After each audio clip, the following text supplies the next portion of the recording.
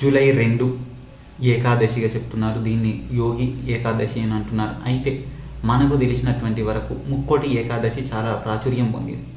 దీనికి కారణం ఏంటంటే విష్ణుమూర్తి 6 నెలలు నిద్రలేసి సమయంలో ఏకాదశి జరుపుకుంటూ ఉంటారు.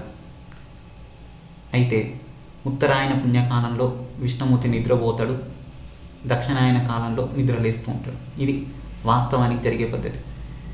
అయితే ఇప్పుడు నిద్రలేసే సమయం కాబట్టి దేవునికి నైవేద్యం పెట్టాలి కాబట్టి ప్రతి ఇంట్లో కానీ ఉన్నంతలో కాస్త పిండి పదార్థాలు సరే వారికి తోచినటువంటివి తీసి దేవునికి నైవేద్యం పెడుతుంటారు ఏకాదశి నాడు. ఇది వాస్తవానికి జరిగేది. అయితే విష్ణుమూర్తికి సంబంధించినటువంటి అవతారాలు ఉన్నటువంటి గుళ్ళోకి వెళ్ళి పూజలు, అర్చనలు, అభిషేకాలు చేయడం ఆనవాయితీగా వస్తున్నటువంటి పద్ధతి. ఇది ఓవరాల్గా ఏకాదశి రోజు జరుపుకునేటువంటి విధానం. అంతేకాకుండా ఏకాదశి నాడు ఉపవాసాలు ఉండేటువంటి వాళ్ళు కూడా ఉన్నారు. అయితే వాళ్ళతో పోలిస్తే సమాజంలో కొంతవరకే చేస్తారు ఎక్కువ. ఇది మహిళలు అధికంగా చేస్తుంటారు, పురుషులు పెద్దగా చెయ్యరు. ఎందుకంటే ఆఫీసులో ఇతర కారణాల వల్ల వాళ్ళు పెద్దగా చెయ్యరు. ఇది overall look of the Mukkoti Ekadashi లేదా ఏకాదశికి సంబంధించినటువంటి ఇన్ఫర్మేషన్ ఈ సంవత్సరం జూలై 2 రాబోతుంది. ఇది పూర్తి సమాచారం.